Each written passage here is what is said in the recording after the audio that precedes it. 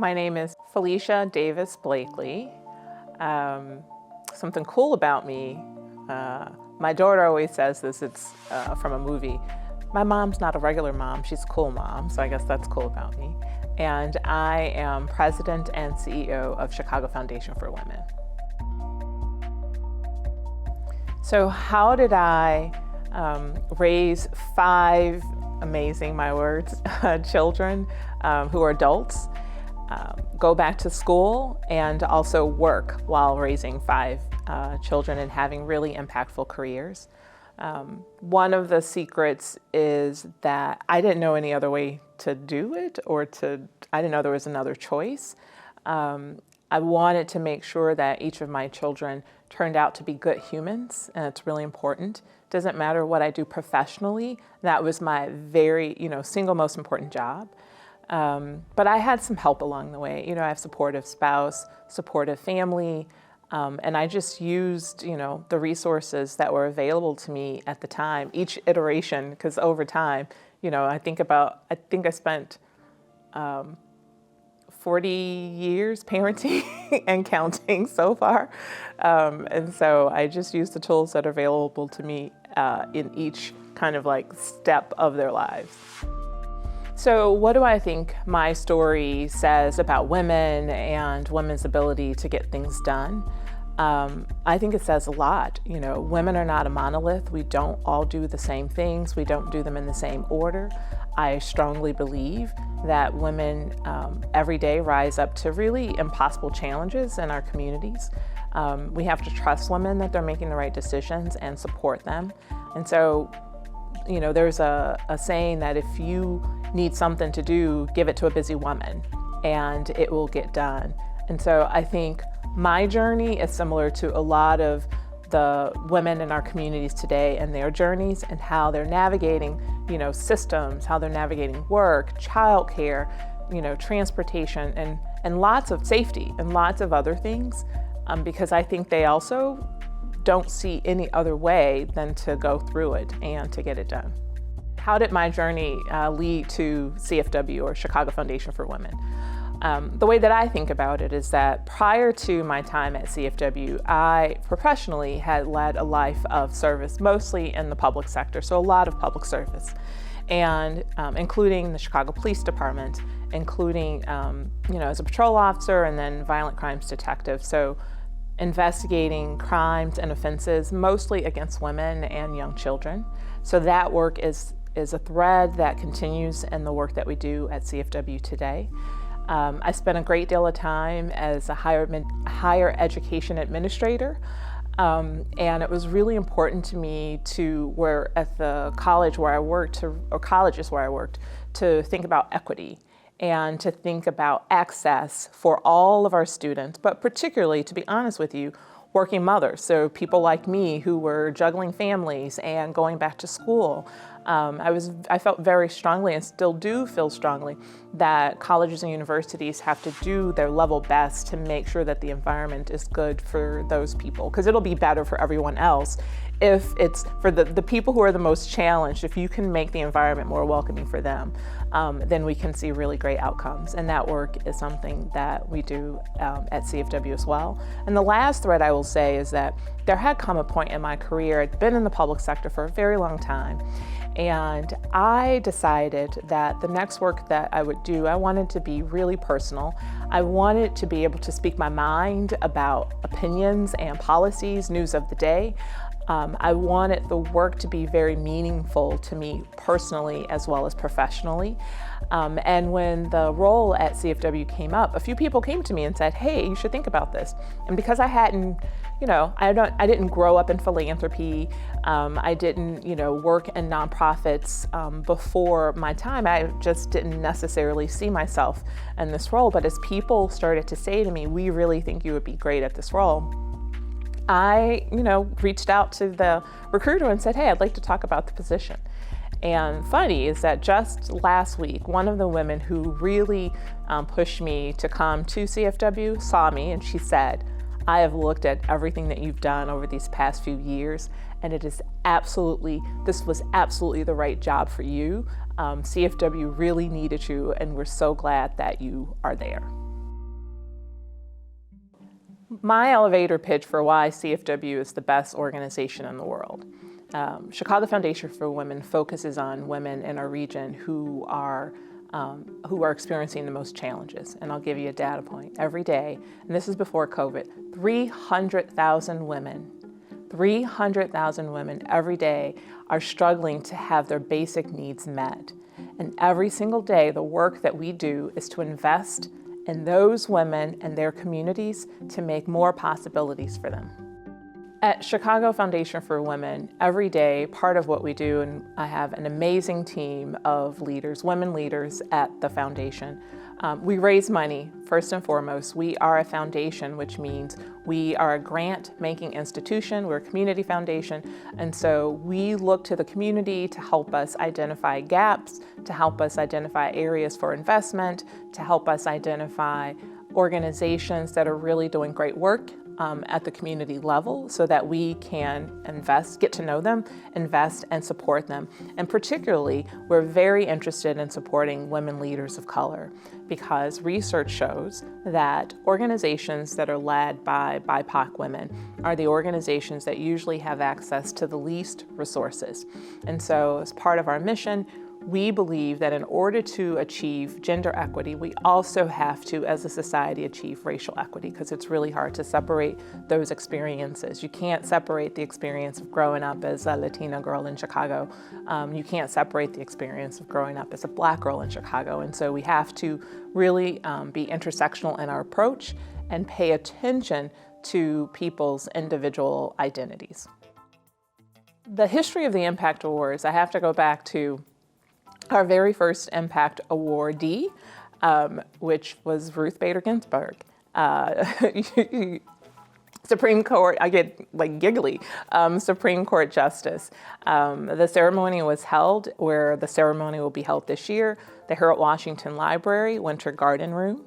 And we have photographs of her receiving the award, and she was well received, and she was being celebrated for the achievements and the accomplishments. She paved the way for a lot of the rights that women take advantage, and sometimes we take advantage of them, but sometimes we actually just take them for granted. Financial freedom and some of the other rights that women earned in the 70s and 80s because of her legal advocacy. And so what's really special about the awards, and especially the way that we do them today, it's a real community-driven process. We open nominations to the general public so that they nominate women or people in our communities who are doing great work, who are lifting up our communities. And I love that we didn't just go into a room and pick a list of people.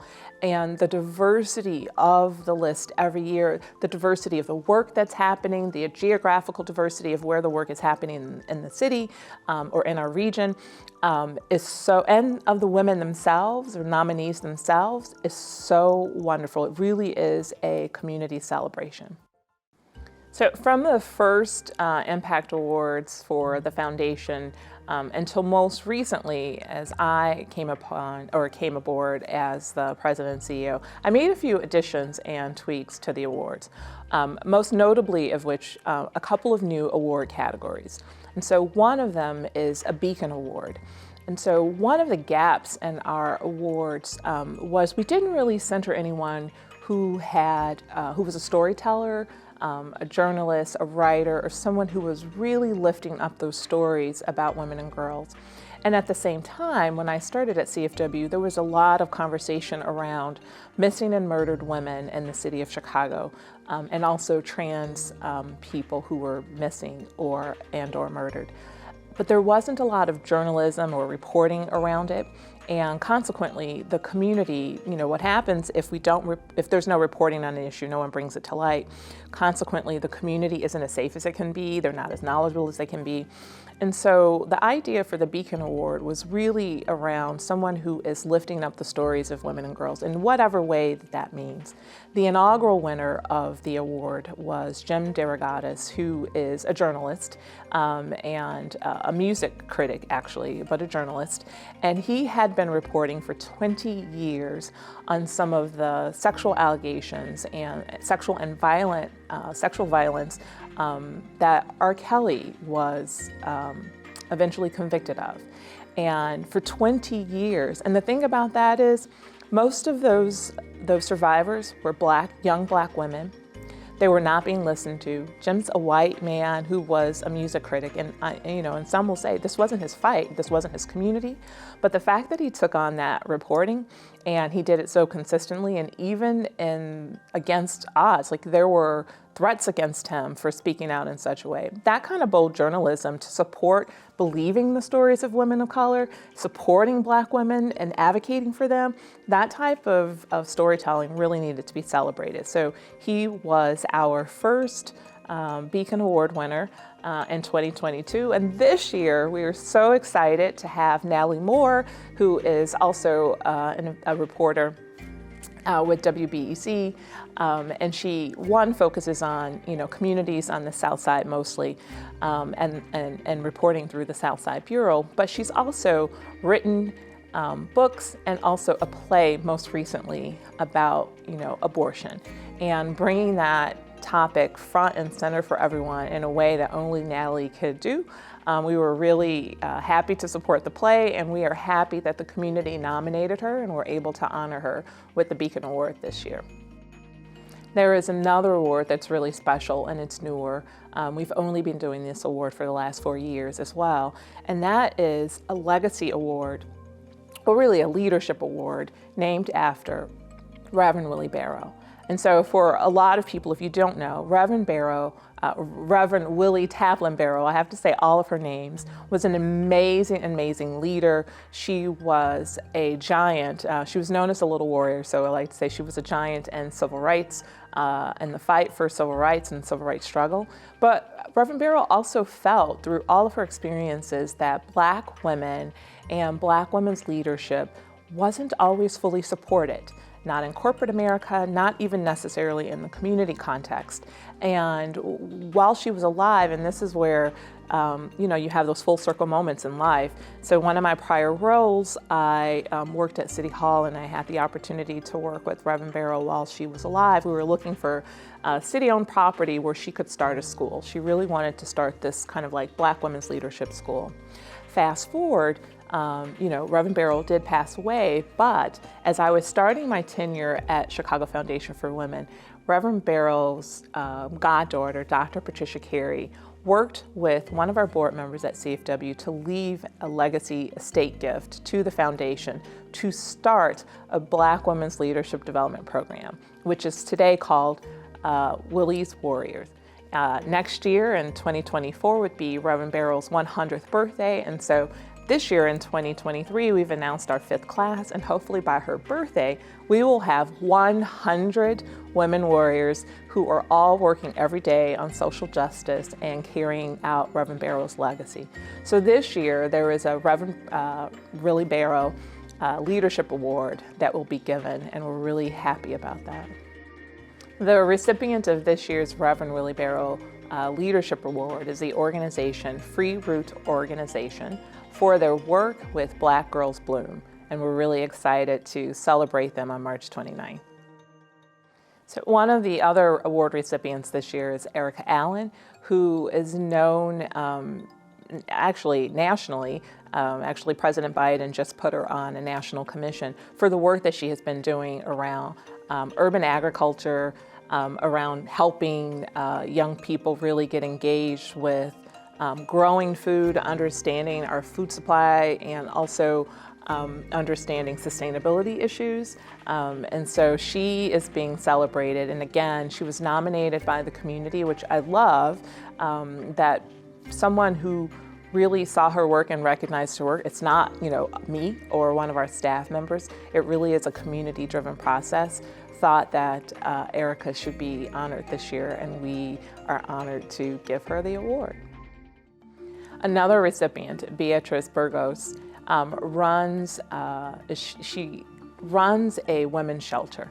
And what's really amazing about Beatrice is that when I called her, the work she does every single day, and when I called her to let her know that she was being honored this way, she's like me, I can't believe it. She just could not believe that someone had nominated her and that we were going to celebrate her leadership. And it's important to note that many of the women who are being honored aren't necessarily leaders of organizations. They're not like president and CEOs of these organizations. It's because every single day she's creating space for women who perhaps at one of the, arguably, one of the hardest moments in their lives, something has happened and they have to take shelter, and she creates a space for women and their families to make them feel safe and loved and give them respite, and so she's being celebrated for that.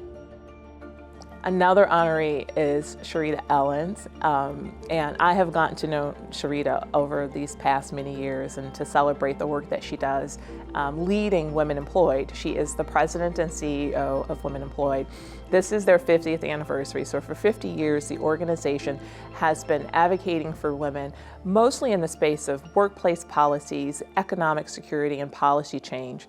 Pushing for, they led the coalition in the state of Illinois that the governor signed the bill just yesterday, ensuring that everyone in the state, in the entire state of Illinois, now has paid leave for all, so sick leave, so that employees can take time off. And that's just like the tip of the iceberg of the work that Sharita does. Another award recipient is Marcy Love. And so Marcy has been with CFW since our inception. And while she's not noted as being one of our founders, she was there from the very, very beginning. And so she has, besides her children, I don't want to get in trouble, Marcy will say she has two loves, Chicago Foundation for Women and Personal PAC, which she founded. Marcy has been a staunch advocate and supporter for women's reproductive access and health care. And in addition to really her leadership with CFW, she also leading Personal PAC, starting that organization whose focus really is to push for legislative change and to make sure, it's part of the force around why Illinois has remained a state that affirms women's reproductive choice and access, and part of the reason why today, a couple of years ago, the governor of the state of Illinois, Governor Pritzker, signed the Reproductive Health Act. And so you can draw a direct line from the governor signing that with his pen to Marcy Love. Another award recipient is Melanie Cano, and she is the executive director of Refugee One. And let me just say, because personally and professionally, so professionally, CFW has been supporting Refugee One. They support refugee people and their families as they come to the United States. They help them get housing and lots of supportive services. But personally, my husband and I are part of a small group of people who've recently sponsored a refugee family from Syria. And to be able to work with the organization on a personal basis, as well as to be able to see them professionally, the work that I see it up close now in a way that I had not seen it just leading the organization. And Melanie certainly deserves this award for her leadership. Another award winner this year, our youngest actually at 17, I try to think about what was I doing at 17 years old. Her name is Azaria Baker, and she is a young artist and activist and community leader with A Long Walk Home. And the work that they do at A Long Walk Home is really about supporting the liberation of young Black girls, supporting teaching them to be advocates, strong advocates for themselves and the community. And so Azaria has really distinguished herself at such a young age as being a young leader with the organization. Patty Murphy is another award winner, and she's receiving a posthumous award for the work that she did, a lifetime of work that she did for women who were experiencing domestic violence. And we don't often do posthumous awards, but it was really fitting to honor Patty in this way so that her family can come join the community, and that they can also be celebrated, because essentially they let us, they gave their mom to the community for so long, and we do want them to know, in addition to celebrating her, that we also celebrate them for sharing her as a real gift. And our corporate award is going to Charter Next Generation, or CNG, and their leader, Kathy Bullhouse. And the reason why they are being honored is because Kathy has spoken about closing the income inequality gap and the racial wealth gap. And with her company, she actually gave all the employees equity stake in the company. So this is a real direct transfer of wealth that is unprecedented. And she travels the country to encourage other corporate leaders to do the same. And she believes that this is a real significant way that we can address some of those inequities.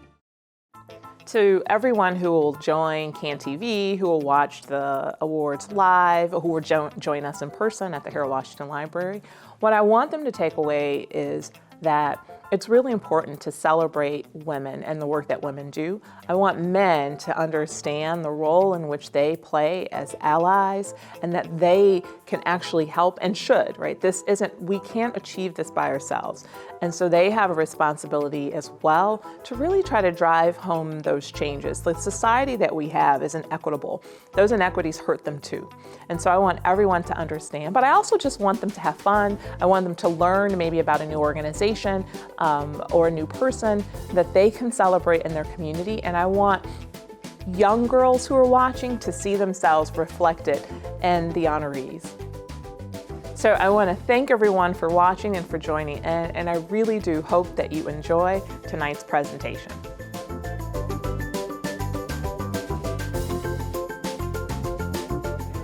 Good evening, everyone, and welcome to Chicago Foundation for Women's 2023 Impact Awards. I have to say, this is my favorite event of the year. One of them. The luncheon is great, but I love this event as well. I'm Anne Marie Wright, U.S. Chief Risk Officer for BMO Financial Corporation and Board Chair for Chicago Foundation for Women. Before I continue, I invite those of you who require closed captioning and ASL interpretation to sit closer to the front, as both of these services are available. I am incredibly proud to serve as CFW's board chair, and I'm thrilled to be here with you today to honor the impressive achievements of women in our community. Tonight, we gather on the traditional homelands of the Ojibwe, Ottawa, Potawatomi, in a state that is also the territory of Ho-Chunk, Miami, Anoka, Menominee, Sac, and Fox Nations and their descendants. We acknowledge and honor the original people of the land and the Native people who remain on the land today. Events like the COVID-19 pandemic and recent assaults on reproductive rights shed light on the important work CFW has been leading for nearly 40 years. CFW continues to meet the needs of women, girls, transgender, and gender non-binary individuals through impactful programming and strategic and responsive grant-making. Our recent initiatives include Shecovery, which is focused on uplifting, funding, and advocating for a more equitable system to ensure women and their families emerge from the pandemic stronger than before. We also put on this annual gathering our Impact Awards to honor community leaders who are making a difference in the lives of women and girls. Since 2005, CFW has honored and celebrated 125 leaders, including local leaders like Dory McWhorter, Hetty Ratner, Neha Gill, and our very first Impact Awardee in 2005, the late Honorable Ruth Bader Ginsburg. But tonight's honorees won't just take home an award. Their partner organizations, Urban Growers Collective, Connections for Abused Women and Their Children, Women Employed, A Long Walk Home, Refugee One, and Pillars Community Health will receive a special $5,000 grant from CFW as part of our June grant cycle.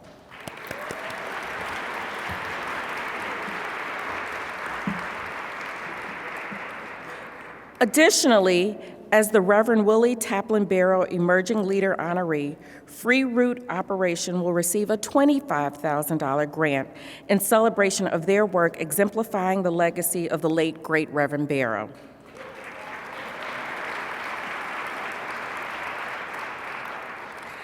Tonight's awardees do everything from rethink our food systems to help pro-choice candidates win elections. While their work is diverse, they demonstrate the multifaceted strategies that we must take to achieve greater gender and racial equality in our lifetimes. I'm so grateful we're here together tonight at the Impact Awards to highlight the good that is happening in our community and the people who tirelessly work to change systems and fight for women and girls. Speaking of which, I am now pleased to introduce Felicia Davis Blakely, my friend and Chicago Foundation for Women's president and CEO, a champion for women, trans, and non-binary individuals. Felicia knows that when women are uplifted, all of society benefits. Please welcome Felicia.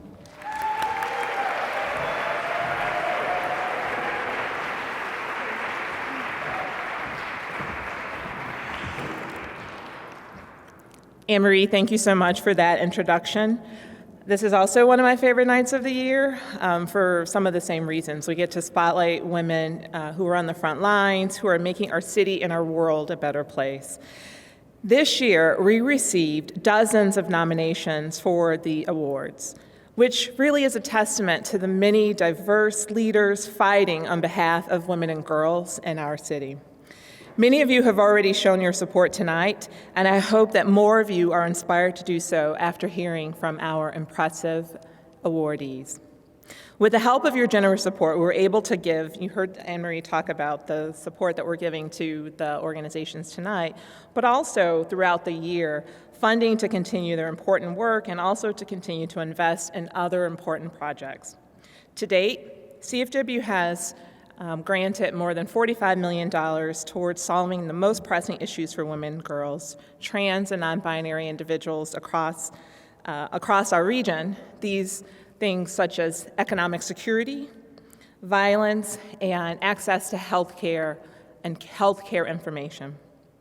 I want to acknowledge previous Impact awardees who join us tonight to welcome this newest class of honorees into their proud cohort. So if you, and I know I've seen you because you're in the room, so if you've won an Impact Award, please raise your hand so that we can celebrate you. Lift them high.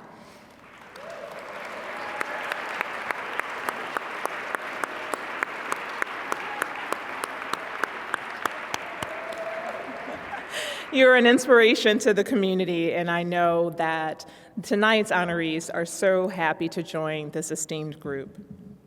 Tonight's awards couldn't have been made possible without the help of many. Thank you to CFW's amazing staff who pulled together this incredible event. And of course, thank you to our board members who are here with us tonight. Board members, please stand up so that you can be acknowledged as well. Thank you for your continued support.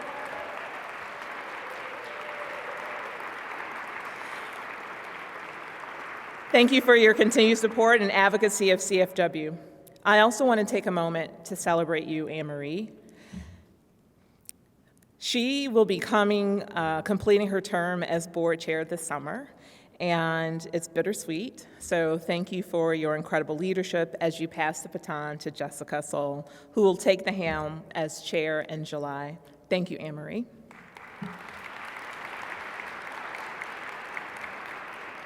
I'd also like to thank CAN TV for your partnership. They are broadcasting tonight, but will rebroadcast this event tomorrow, so friends and family who could not be here with us in person can still catch the Impact Awards by visiting cantv.org/watch. I had to think about that. We'd also like to thank elected officials in the room tonight for joining us. Illinois Supreme Court Justice Joy Virginia Cunningham was here, so thank you. Joy, thank you. I'm honored. She's like a big sister to me. She's known me for a long time, back when I was just a little police officer, so thank you so much for the leadership and the work that you do. Thanks to those of you who sponsored tonight's event, including Southwest Airlines, our partners are here, Community Food Navigator, Mark and Jeannie Malnati Family Foundation, Marcy Love, as well as her daughters Kathy, Annie, and Sally, Charter Next Generation, and Dr. Patricia Carey, and many more who have helped to make this event possible. A complete list, yes, thank you very much. We have to celebrate the sponsors. A complete list of sponsors is in your program book. And a special thanks to everyone who submitted nominees. The challenging job of selecting this year's Impact Award honorees went to the selection committee led by Dr. Suzette McKinney, who's Principal and Director of Life Sciences at Sterling Bay. Other selection committee members include Beatrice Barbarici, Melissa Flores, Monica George, Nikki Hopewell, Alethea Jackson, Alyssa Noble, Sari Lee, Kelsey Malnati Howell, Erica Rangel, and Evelyn Rodriguez Estrada. Thank you for your commitment, members, for taking up this charge. This really is a community-driven process. No CFW staff vote as part of this process, so I have to put that out front every time. And it's a challenging task to select for so many amazing, phenomenal honorees to select the awardees tonight. So please join me in giving our selection committee, many of whom will be presenting tonight's awards, a big round of applause. Thank you so much for your time. So this year's extraordinary honorees are activists, storytellers, and change makers who are exemplifying CFW's mission to build a better society by lifting up women and girls. Now we have a short video to help us all get to know our Impact Award honorees, so let's take a look. I spent my career trying to take the road less traveled, be a woman that is working with mostly men throughout my entire career and finding a way to rise to the top as CEO in a male-dominated industry has been challenging, but it's made me into who I am. That's why I call myself a trailblazer. I would want my younger self to know that this is not easy, but it is a calling. And that commitment to community and to people over profit or the trajectories of some of my classmates, even in high school and especially at Penn. Comparing to those trajectories won't be helpful because my journey definitely will look the same. But the work that I put in will be honored regardless, and I won't miss out on anything. To me, Patty's legacy is one that involves caring about women and helping women to overcome any obstacle in their life, but more specific, women who are survivors of violence. Her legacy and her tenacity and advocacy in that area is second to none. She has been a role model in that area. I have yet to see anyone else as dedicated and devoted to this work, the anti-violence work. If I could sit down with my younger self, the first thing I would say is that the most important part in your life is for you to find your purpose. Define your purpose, then connect it with a vision and then an action. And not a plan action of what you want to do with it. Because I think we have many purposes. You know, we can switch the purposes all the time, but it has to be one that is there permanent about, and what is that one? Is to be able to contribute to the world in a way that leave my legacy.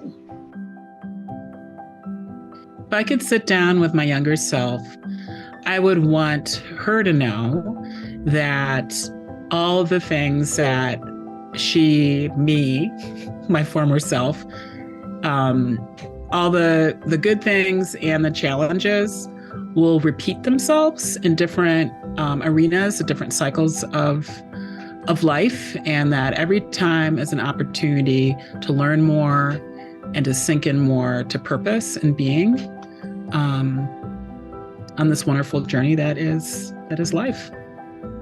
If I could sit down with my younger self, I would tell her a few things. The first thing being that, life is a journey. It is not a sprint. And don't worry about setting these arbitrary goals, such as I want to be a vice president by 30. I need to be married with 2.5 kids and a dog and a white picket fence by the age of 25. That you really take the time to enjoy and appreciate the journey of life. If I could sit down with my younger self, it would be a long conversation because there are so many things that life has taught me. And oftentimes, one says, only if I knew. And I would start from advising my younger self to always have courage. Another thing that I would tell my younger self is be intentional about getting to know people who are from different parts of the world and are not like me in many different ways. If I could sit down with my younger self, I would tell her to be patient. When you're young and you're hungry, you just wonder if anyone's going to read your work, be impacted by it. Is it going to make a difference? Are you going to get the recognition that you feel like you deserve? And it happens. If you keep working hard, don't worry about that. I tell younger journalists that now, or even creatives, just keep doing the work, build a track record. I think follow your passion of ways to make the world a better place. And that's important for our 3 daughters and 6 grandchildren. That none of us chose the family we were born into with the advantages that we have. Thus, we have a responsibility to help others in meaningful ways, in ways that fit your beliefs, your morals and ethics, and your talents. If I could sit down with my younger self, I would tell her to take value in all of the moments in your life, whether good, bad, ugly, because those are the things that are going to fuel your art, your activism, and the rest of your life. These should be the things that motivate you to get up in the morning. And these are the things that you're going to tackle and take on the world for. And that, these moments can be down and they can be discouraging, but it should never be the thing that stops you. So to kick off tonight's awards presentation, we are beginning with a special tribute to the late Patty Murphy. Patty is no longer with us, but her work to educate on and eradicate domestic and sexual violence continues to make an impact. In her 27-year career at Pillars Community Health, Patty touched hundreds of lives and celebrated countless accomplishments, including helping to develop a 24/7 rape crisis center. Please welcome Maggie Murphy, who is receiving this award in Patty's memory.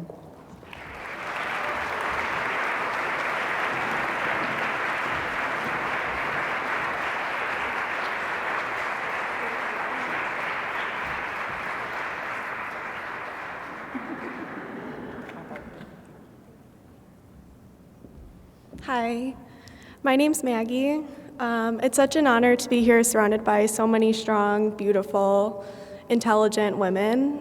I'm so thankful that my mom led me to places like this. It really continues to teach me a lot. Thankful to Sophia, who adored my mom and continues to make a difference to people dealing with sexual assault and domestic violence. I wish my mom were here to be accepting this award. I know she would love it. But yeah, thank you, everyone.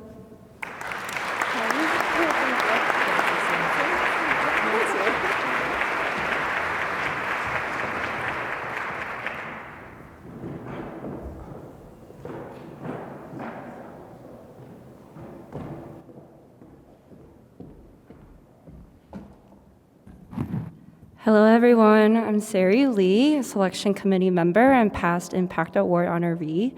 I'm excited to be here tonight to present this year's Impact Award to Erica Allen for her work fighting racism and oppression in our food systems. With a background in visual arts, Erica is passionate about fixing the root causes of poverty through creative and therapeutic techniques. Erica is co-founder and CEO of operations for Urban Growers Collective, an organization that supports growing food locally to create community resilience. The collective operates 8 urban farms on 11 acres, predominantly on the south side of Chicago.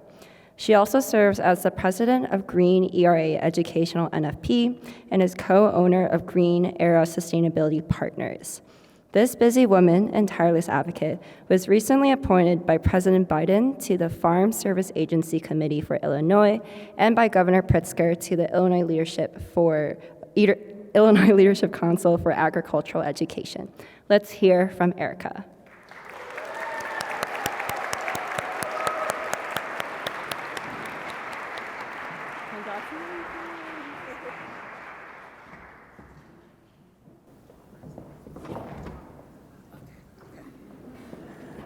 There's protocols here. This is such an honor, and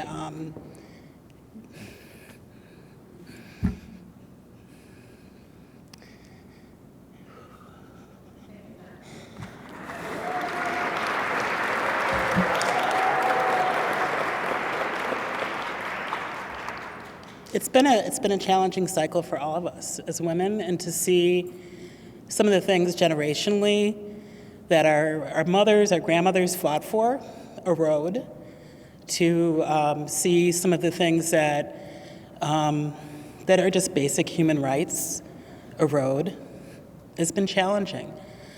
But at the same time, there's been so much resilience to be in this room with all of you, to do the work, feeding people food, having access to land, reclaiming ancestral legacies, healing from the pain of being removed from land because of structural racism and terrorism, and to see that normalized and challenged, even at the basic level of just being able to talk about our history.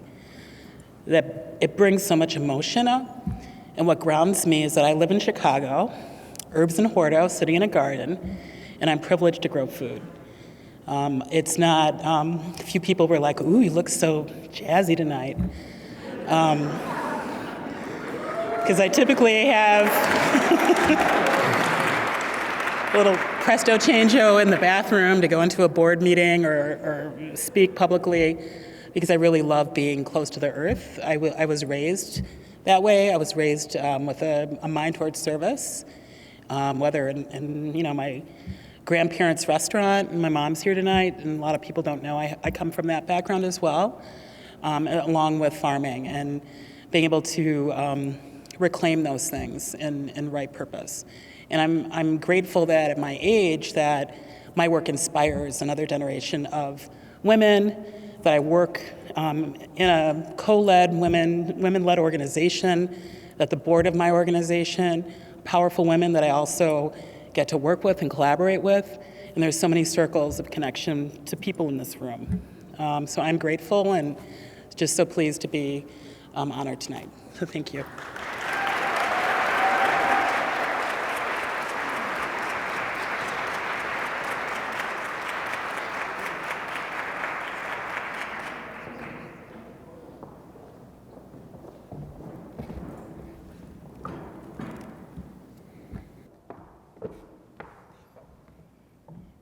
Hello, everyone. I'm Melissa Flores, Selection Committee member and Community Relations and Civic Engagement Leader at McDonald's Corporation. Our next Impact Award honoree is Beatriz Burgos, an indigenous Calchiqui woman from Argentina.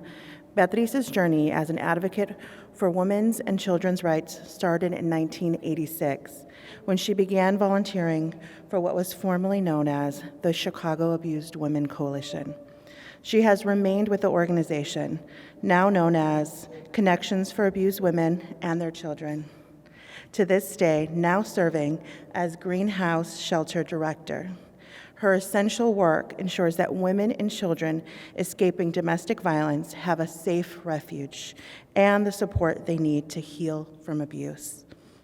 Let's hear it for Beatriz.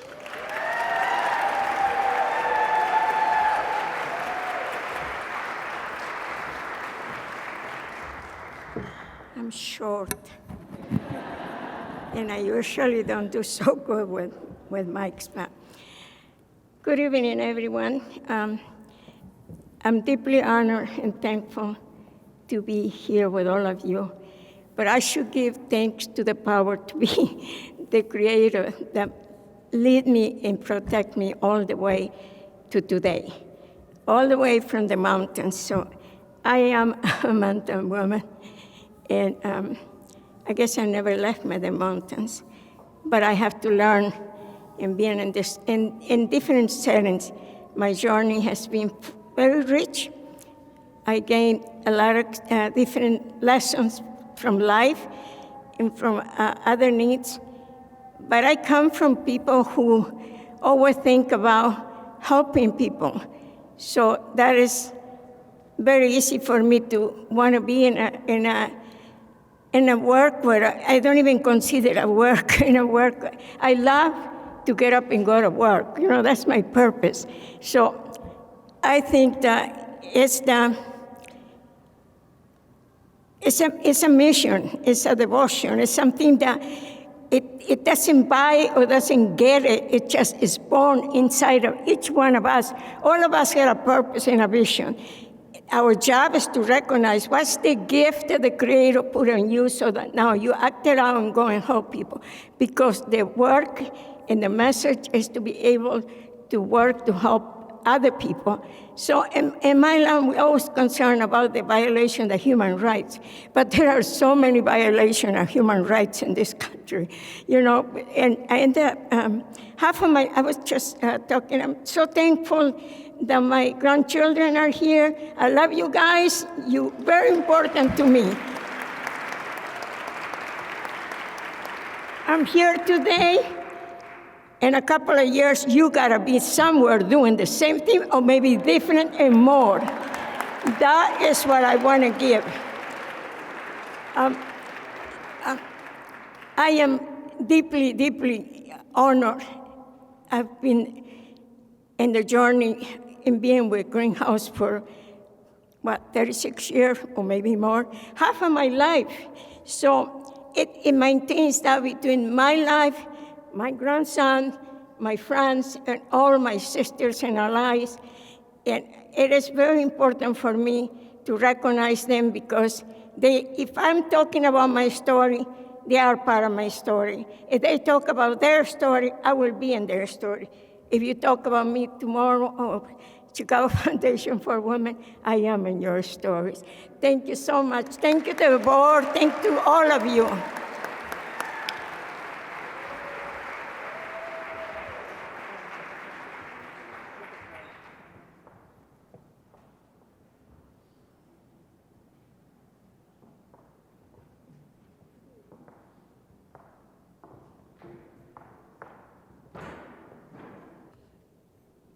Good evening. I'm Erica Rangel, a member of the Selection Committee and Senior Director of Development for the Carol Robertson Center for Learning.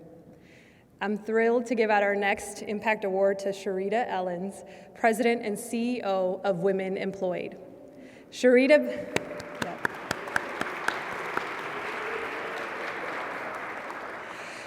believes it is her responsibility to use her time and talents to help society's most vulnerable gain full agency over their lives. Her work with Women Employed includes advocating for the no-salary history law and paid sick time. Most recently, she's been leading the nonprofit's initiative to grow the economic power of women with a focus on women in low-wage roles and Black women and Latinas. Sharita's other community contributions include serving on the City of Chicago's advisory group for the Chicago Resilient Communities Fund. She is also on the Illinois Commission on Workforce Access and Equity and the Illinois Board of Higher Education Commission on Equitable Public University Funding. Let's hear from Sharita.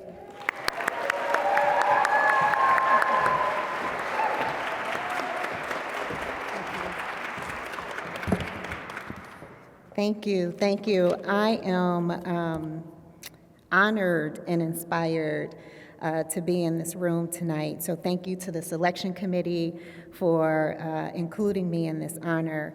And yes, I believe that my purpose is to help empower those that have been marginalized, gain self-sufficiency and full agency over their lives, because I believe that access, choice, abundance, health, wealth, and well-being should not be predetermined because of your zip code or because of the family that you were born into. You know, they asked us this question, what would you tell your younger self? And one of those things is to understand your purpose. But before I could even articulate that purpose, I knew that I was living in the purpose. And I learned how to articulate it later. I joined Women Employed about 4 years ago, and it is such a privilege to lead this organization, and not because I get to lead an organization that has a 50-year legacy into a new era.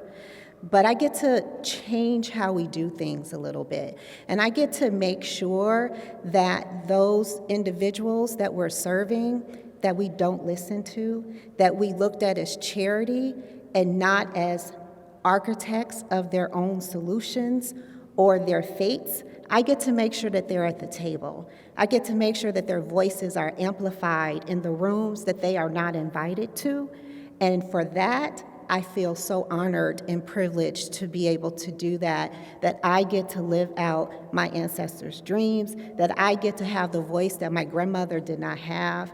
I get to have the voice that my mother did not have, that my aunts, that my cousins, that my neighbors, all these women that look like me, that they did not have, that they many times still do not have. So I vow to continue to say the things out loud that people refuse to say, that they're thinking.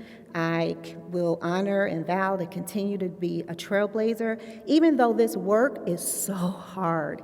It is hard to be a woman leader, and definitely hard to be a Black woman leader in this time. It is, but it is days like this, it is moments like this to be in rooms that you get to be recharged and you get to, find your motivation again to continue on for the next however many days. And there's so many people in this room that are here that keep me grounded and supported. So I thank all of you for being there, especially my best friend. I can't see where she at, but she's here. Hey best friend. So thank you so much for this honor. Thank you.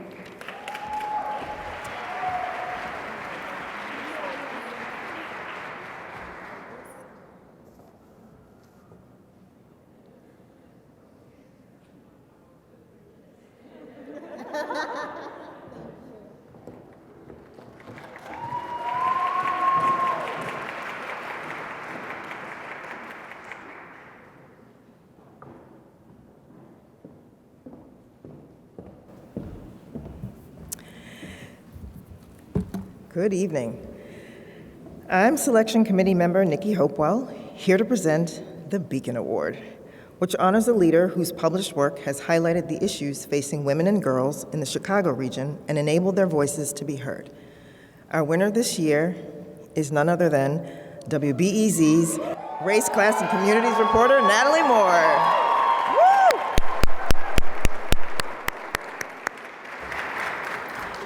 Natalie's groundbreaking reporting sheds light on issues often overlooked by the media, such as race, housing, economic development, food injustice, and violence.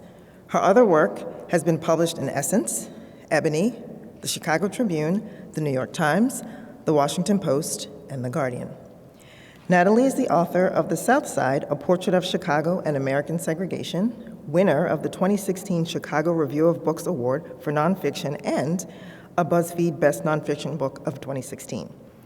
and the play, The Billboard, which highlights reproductive rights issues through the lens of a fictional Black women's clinic in Inglewood.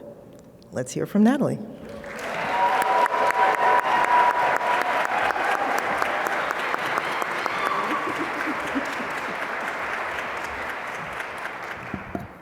Good evening. I got some besties up in here too. Hi, friends. And also people I admire. I'm on the arts advisory board for A Long Walk Home, and they're here. I've interviewed Erica Allen just a few times. So it's a room filled with people who I admire, lots of women whose work helped inform mine. Thank you so much for this award. It is wonderful to be seen and to feel acknowledged by the broader community. And so congrats to the other nominees also. The Billboard was mentioned, so this has been quite a year. I did not know that role was going to fall when I started writing this in 2018. And then the opening weekend is when it happened. And one of my favorite events, because it was published as a book, was in this room. And so once again, thank you, Felicia, for your support. We had a talk here with Tony Bond, who used to be a Chicagoan, who is a foremother of the reproductive justice movement, which was started by Black women in 1994, that understands that abortion is not just about choice, it's about access. It's about autonomy, it's about sexual pleasure, it's about the right to have children or not have children, and to have those children free from state violence. So my work lives at the intersection of race and gender. The two are as linked for me as being a mom, being a Southsider, loving Harold's Fried Chicken. It's just, it all goes together. And so I often, like Sharita said, I think about my ancestors and my foremothers who, I don't think I was smarter than them, but they didn't have the same opportunities or the voice that I have. And so I'm so grateful that I can share gifts and stories that do highlight racism and sexism, but it's not lost on me that they were not able to do that because of racism and sexism. So thank you.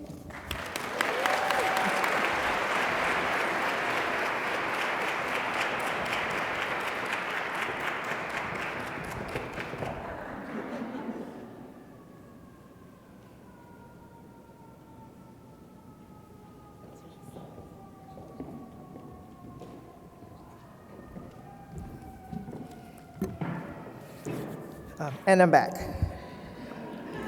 So I'm thrilled to announce our Founders Award winner, Melanie Kano. The Founders Award recognizes an individual's lifetime achievements which have made significant contributions toward the advancement of women and girls for 30 years or more, and Melanie certainly fits the bill. Melanie has decades of experience advocating to create a welcoming world for refugees. She started with Refugee One in 1985 and has since become the nonprofit's executive director. But Melanie's story with Refugee One goes back further. She is an Armenian refugee from Iran who was resettled by Refugee One prior to joining the organization. Her work at the nonprofit includes creating HIV/AIDS medical case management for refugees and providing technical assistance to newly formed mutual aid associations locally and nationally. Melanie's tireless advocacy has changed the world for many refugees over the past nearly 4 decades, and we're thrilled to present her with the Founders Award today. Unfortunately, Melanie is unable to join us, so please welcome a member of her Refugee One team, Stacey French Reynolds, to accept on her behalf.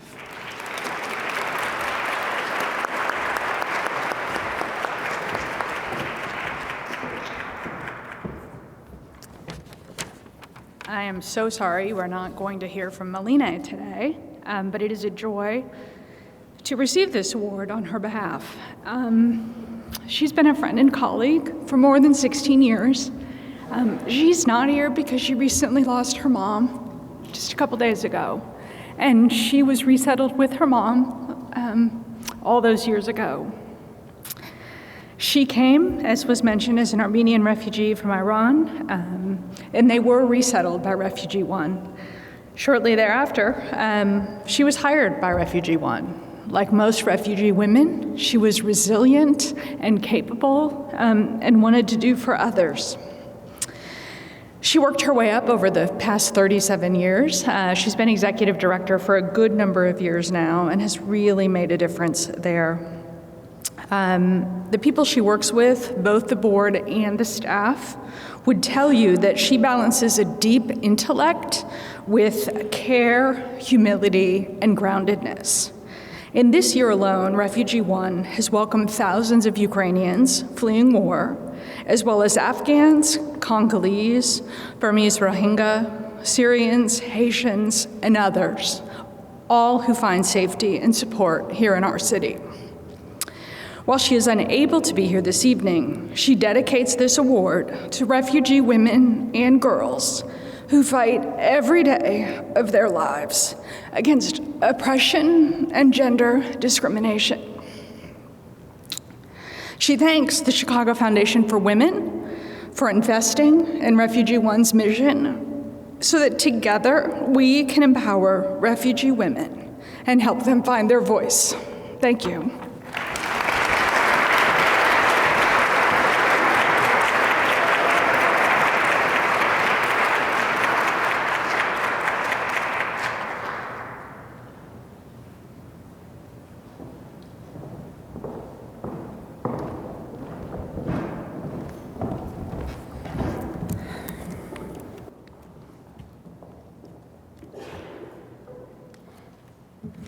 Now I am proud to give tonight's recognition for the Vanguard Award to Azaria Baker, youth leader with A Long Walk Home. The Vanguard Award honors a young leader whose work significantly impacts women and girls. Azaria is only 17. It was kind of funny when she was saying she was talking to her younger self. I thought about that. But you would never know it. She's an artist, an activist, and a senior at George Westinghouse College Preparatory High School. That's West Side, right? Who has been writing poetry since she was 5 years old. She's already been published in the New York Times, and her photography has been featured in the acclaimed international exhibit, Picturing Black Girlhood, Moments of Possibility at Express Newark at Rutgers University in Newark. Azaria is part of A Long Walk Home's Girlfriend Leadership Institute program, which empowers Black girls from Chicago to become social justice advocates in their school communities and beyond. She's just getting started and plans to continue her legacy work at Spelman College next year. Let's hear from Azaria.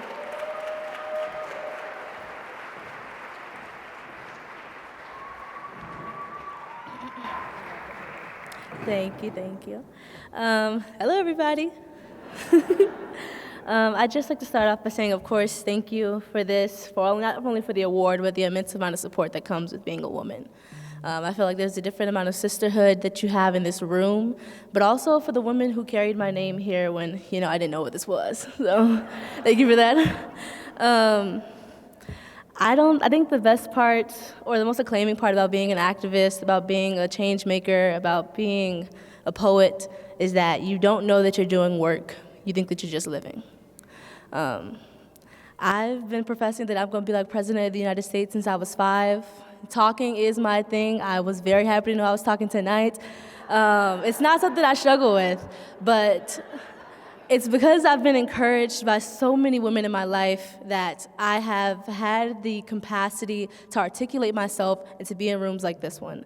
I'm just so thankful to the life experience that I've had and the people who have motivated me to stand here in this position, and for the women who carried my name to this room again. And I'd like to do the same thing that those women did for me tonight. The one thing that you have to say about women is that the reason we're all here tonight is because some other woman did it for you. They gave you your flowers first. Thank you. I'd like the privilege to give the women who are here to support me tonight their flowers as well. Starting with my mom. Y'all know y'all gotta thank y'all mama. She is everything. She's my rock. She's my beginning and my end. she's the mother to everybody who don't got one, you know? And that's what it means to be a woman. It's embracing everybody in their fullness. She's relearned how to parent based off my personal needs and the life that I'm navigating through. And I couldn't be more thankful for that openness and that like indefinite amount of support and love. My next thank you would to be to my sister.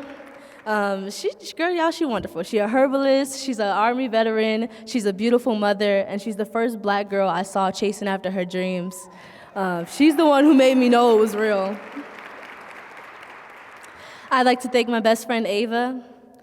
Y'all, she do so much. Hold on. She a community organizer. She campaigns for Brandon Johnson. She's working in policy. She does everything. She 18. She just turned 18, y'all. But it means so much because you see women doing everything in their fullness. My next thank you would be to my Long Walk Home family, Miss Tillett, Sam, Jada, Portia, LaShonda, Wisdom, Leah, I see you there, girl. These are the women who gave me a microphone, a platform, and a family. And with those things, anything is accomplishable. You see how far that I've gotten already. I'm only 17. I'm waiting to turn 18 this summer, y'all. But these women have carried me through everything. I profess love to them. My work is in awe. It's an ode to Black women, to my Black experience, to my experience as a woman, and the home that I found in people who share my story. So please thank you, and just giving them their flowers as long as you give mine as well. Thank you.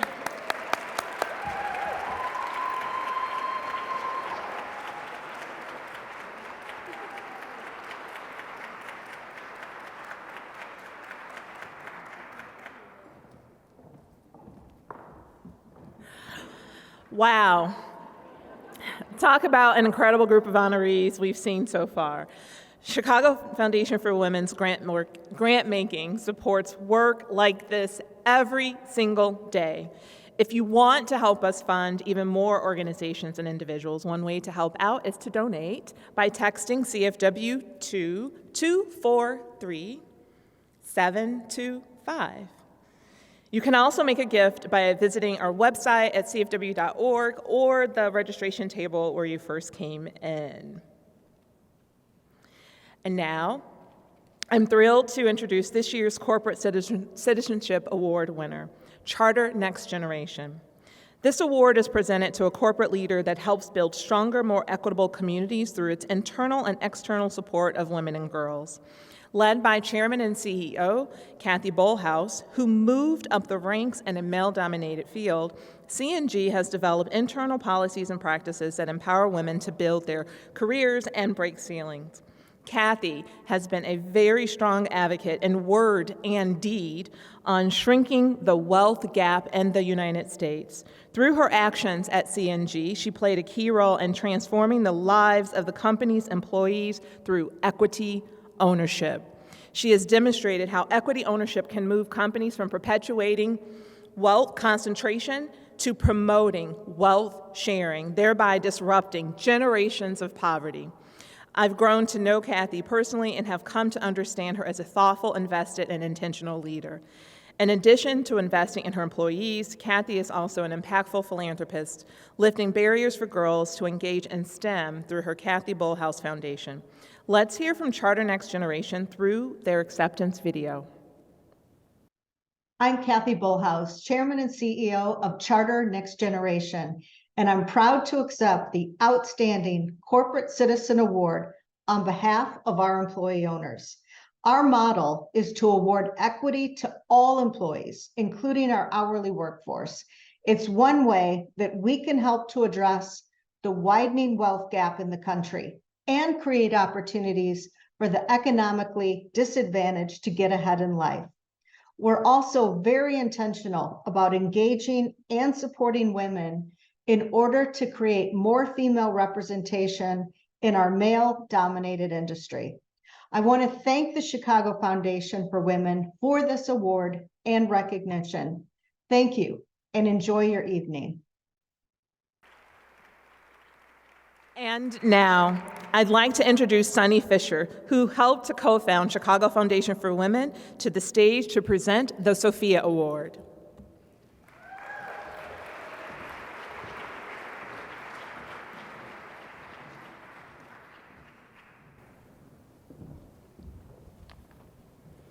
Hi, thank you, Felicia.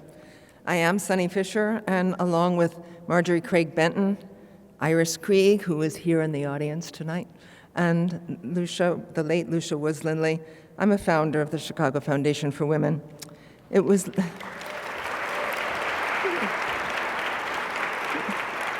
Yeah, wasn't it a good idea? It was Lucia's vision and her dedication to supporting women's issues that was the impetus for starting CFW. Last year, CFW established the Sophia Award, named in honor of Lucia and her private foundation, the Sophia Fund, which I was lucky enough to direct. The Sophia Fund is a fitting way to honor Lucia's memory and the contributions that she made to women's philanthropy through the Sophia Fund and as an individual. So the Sophia Award celebrates individuals who, like Lucia, are deeply committed to using their philanthropic power to uplift the needs of women and girls and inspire others to join them in doing the same. When the 4 founders began organizing to create CFW, Lucia's first recommendation for the board was Marcy Love. She appreciated the great work that Marcy had done for Planned Parenthood and her commitment to choice. And besides, she said, Marcy is so much fun. She said, it's the rare activist, I think, who has ridden every major roller coaster in the world. Marcy was the second board chair of CFW, longtime supporter of the foundation, and someone who has taught us all. She's fearless, she's strategic, and she's very smart. She wears the pin declaring keep abortion safe and legal on everything, from ball gowns to T-shirts, and I bet to her pajamas as well. She is also the founder and now chair emerita of Personal PAC, the organization that led the fight to keep Illinois a safe haven for reproductive rights.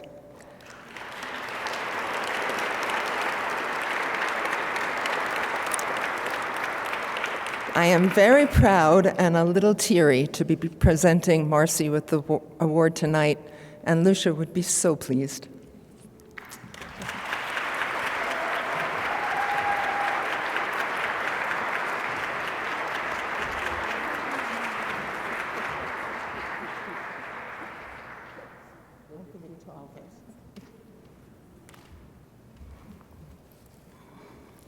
Thank you, Sonny, for those nice words and telling some secrets about me, including my love of roller coasters. Don't know.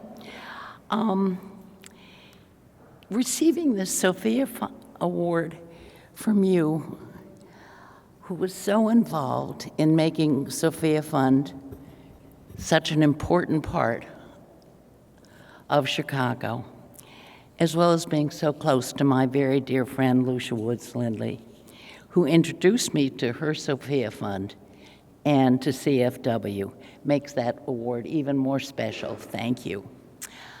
I became a pro-choice activist because I truly believed that women cannot reach their full potential if they cannot control their body. That simple. And most importantly, that all women, regardless of income, must be able to access safe and legal abortions.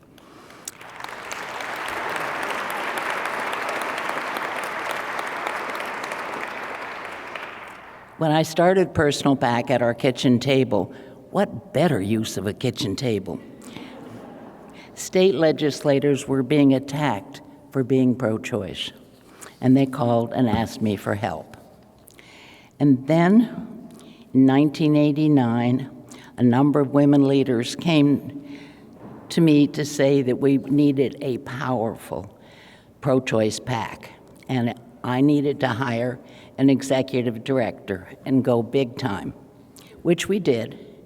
We hired a man. Terry Cosgrove, who was just what this issue needed.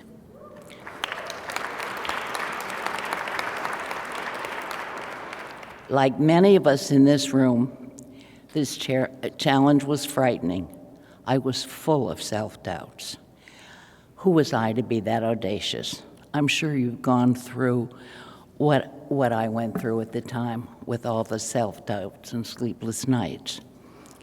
but I hope you never go through the physical and emotional challenges of phone calls like, "We know where your daughters go to school and the route they take.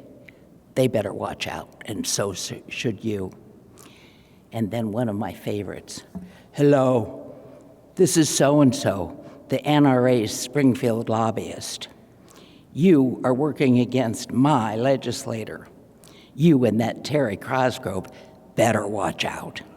My response to him was, "You know, we are working for a pro-choice candidate, and you obviously didn't do any research about me. I'm a hunter and a damn good shot."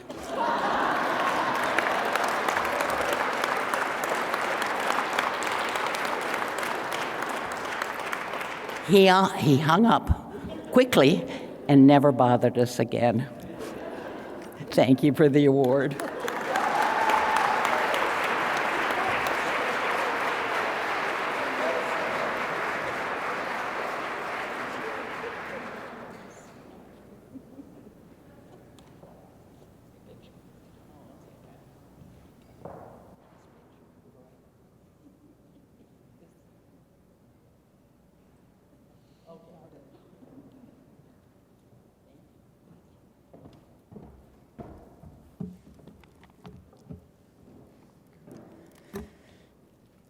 Annually, we present an award in honor of the late Reverend Willie Taplin Barrow, a civil rights activist, minister, and mentor to many. CFW is helping carry on her legacy through our Willie's Warriors Leadership Initiative, a 9-month immersive leadership development program for Black women centered on the idea that Chicago needs Black women leaders. Since launching in 2018, 67 women have joined the Willie's Alumni Network as proud graduates of the program and have used the skills they've gained to grow in their leadership, service, and social justice advocacy. Very recently, we welcomed 21 incredible women to the newest cohort of Warriors. If you are a member of our Willie's Warriors community, including our advisory board members, will you please stand so we may celebrate you? Look at that.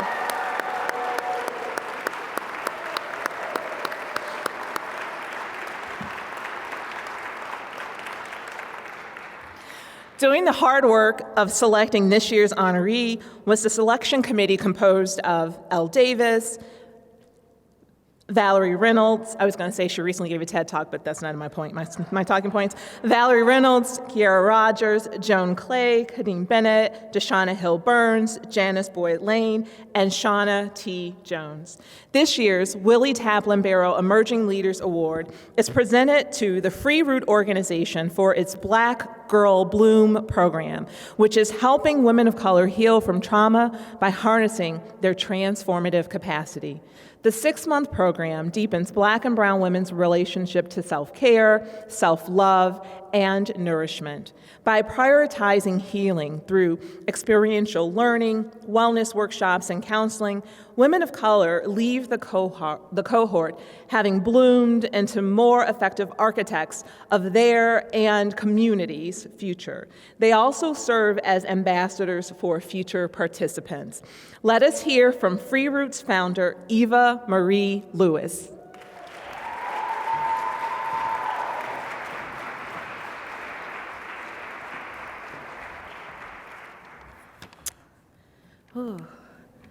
First and foremost, I have to start by giving glory to my God for giving me this purpose and then blessing me with the opportunity to be able to speak to you all and for this work to be funded, because we know that investing in Black women is not popular, but it is necessary.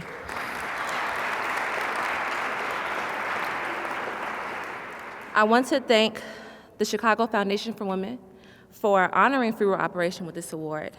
It means a lot to share in the legacy of a powerful Black woman and Chicago icon like the late Reverend Willie Taplin Barrow. We hope to honor this award by creating pathways for more Black women to be cared for, supported, autonomous, and free. Bloom was created to unveil and cultivate the endless magic and potential that lies in communities impacted by poverty-induced gun violence. Black women are a site of social possibility, an untapped mind of budding leaders.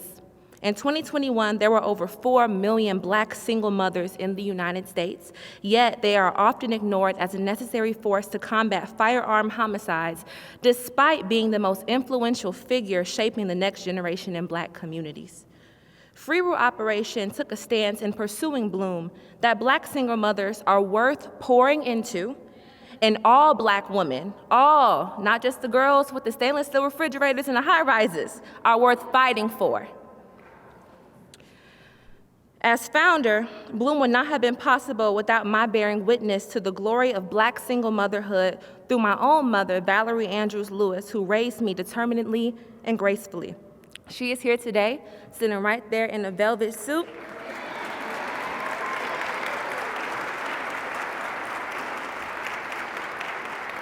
Yes, please.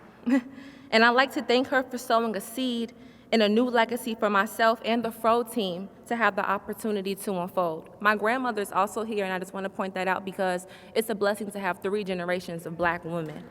And I would not be able to fight for Black women if it was not for them. Free Root Operation would also like to thank Kamisha Jones of Sister Afia Community Care, who is also present, and she's also Willie's Warrior, for taking a chance on Bloom. I literally said, Kamisha, I want to do something, and she was like, who is this young girl walking up in here? Okay, I'll give it a shot. And Bloom went from something that was 6 little programs over 6 months to a calendar of 15 plus and a graduation. Of course, I want to honor everybody who's a part of the operation, but especially my devoted teammate and sister who's watching from Virginia, Ariane Elena Payne, who worked tirelessly with me to bring Bloom to life. We are so grateful for this award and look forward to building a lifetime of impact, opportunity, and rest for Black women, mothers, and single mothers in Chicago. Thank you, thank you, thank you.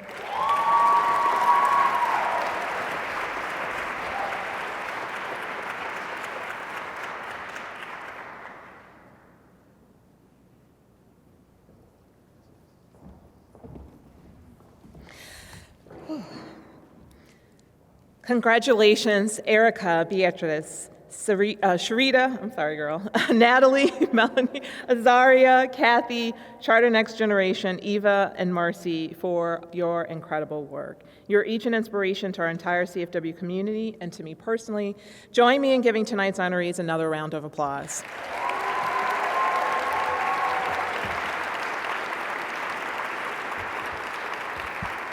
We're on live television, so I'm going to go through the rest of this. CFW believes that uplifting women and girls builds strong communities for everyone. It's part of our mission. Tonight, through our grants, we support organizations and individuals like these honorees who work towards creating gender and racial equity in this lifetime. But we cannot do this work alone. From advocating for reproductive justice to working for victims of domestic and sexual violence to creating better economic opportunities for women, our grantees are those on the front lines creating a better world. Our work could not be possible without the incredible generosity of you all and the network of donors and friends who have joined us in our efforts to support women, girls, trans, and gender non-binary individuals in our region. Thank you to our supporters and to everyone who's made a gift in support of today's honorees. Making a gift is easy, I already said that. Text CFW to 243-725 to make a donation. The information is also in your program book. Thank you for your continued support of CFW and our incredible network of grantee partners. I also invite you to visit shecovery.com to learn more about our trademark Shecovery initiative and read the report that serves as a foundational document for our approach to addressing the pandemic's impact on women. CFW's Impact Awards showcases the people who are truly doing the work that our city and our communities need.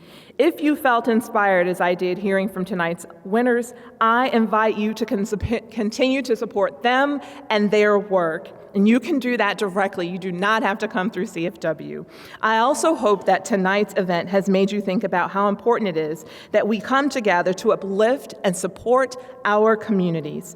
Together, we can make a big impact. So thank you. Thank you from the bottom of my heart. Thank you on behalf of our staff. Thank you on behalf of our board for joining us in this celebration. And I hope that you do take care and enjoy the sweet treats that are coming around. Good night.